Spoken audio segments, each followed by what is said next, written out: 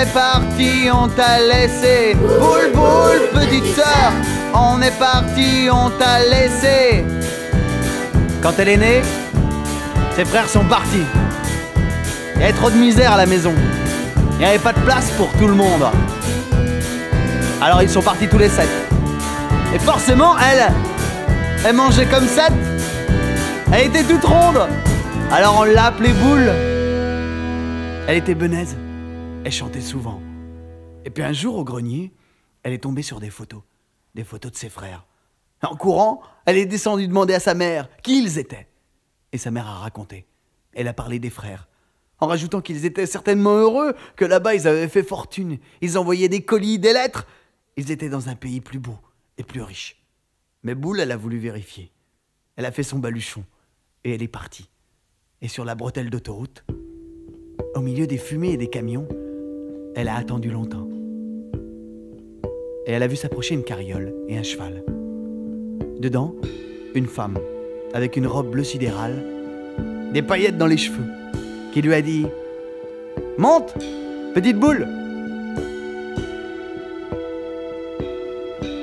La carriole a quitté l'autoroute et est entrée dans la forêt pour un très long voyage.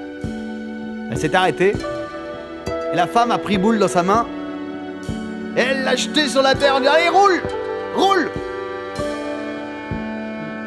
Roule, roule, petite Boule, jusqu'à la maison des 7 frères. Roule, roule, petite Boule, jusqu'à la maison des 7 frères. Roule, roule, petite Boule, jusqu'à la maison des 7 frères. Roule, roule, petite Boule, jusqu'à la maison des 7 frères. Roule, roule, petite Boule, jusqu'à la maison des 7 frères. Roule, roule, petite Boule, jusqu'à la maison des 7 frères.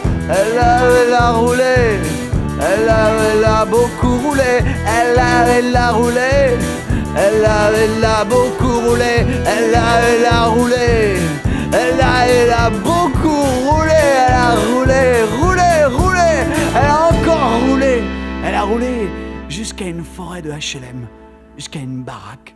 C'était leur château. Et elle s'est installée aussitôt, elle s'est mise au travail.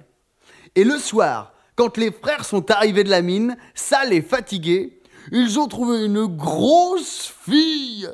Leur premier réflexe, ça a été de la frapper. Et ils n'avaient jamais vu de fille, alors...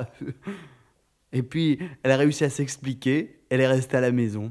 Elle avait une mission quotidienne à accomplir, coûte que coûte.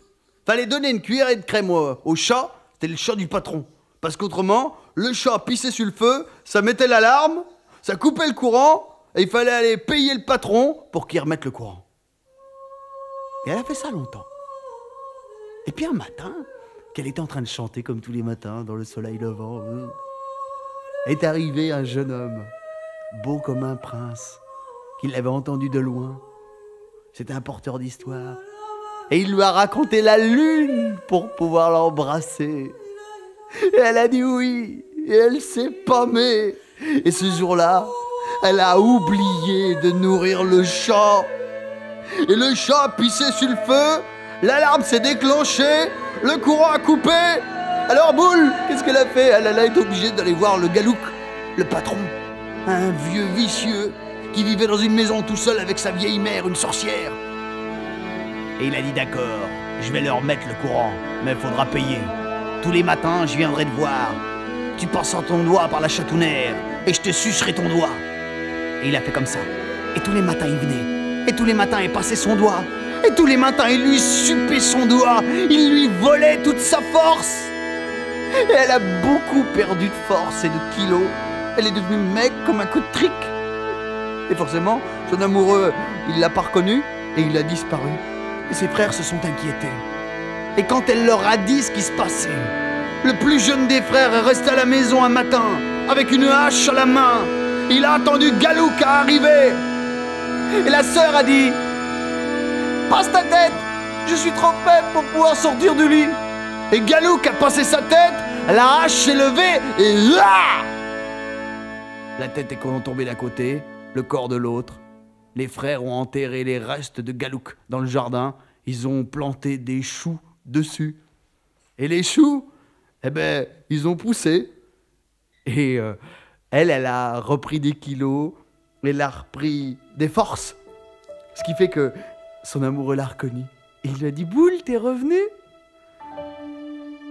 Et l'amour refleurissant, elle a oublié les paroles de ses frères.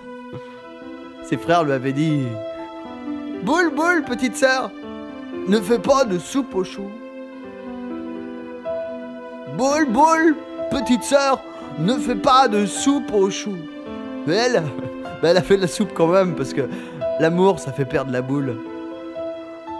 Et aussitôt qu'ils ont eu mangé la soupe, les frères sont devenus des moutons bêlants qui suivaient tout le monde. Et la pauvre boule était désolée de les voir, la mâchoire pendante et baveuse, en train de bêler, belou tout le jour. Et pour se consoler, elle s'est mariée avec son amoureux, qui a mis les moutons dans son champ. Et Boule, elle a eu un enfant. Mais son amoureux est reparti travailler bien loin, forcément. Et pendant ce temps-là, la sorcière, la mère du Galouk, elle a rattrapé Boule, elle l'a jeté dans un puits avec son enfant. Et quand le mari est revenu, il ne s'est aperçu de rien. Mais quand la soi-disant femme lui a demandé à manger un mouton aussitôt, là il a crié, il a dit ah, on mange pas les gens qu'on connaît. Il est sorti fâché dans le jardin et il a vu les moutons en train de tourner autour du puits, en train de chanter. Et ça faisait boule, boule, petite sœur, il va nous manger le Seigneur. Boule, boule, petite sœur, il va nous manger le Seigneur. Il s'est penché, il a vu la femme et l'enfant, il les a sortis. Et du même pas alerte et décidé, il est parti casser la tête à la sorcière. Et les moutons, redevenus les frères, ont chanté boule, boule, petite sœur, on t'a aimé, on t'a sauvé. Boule,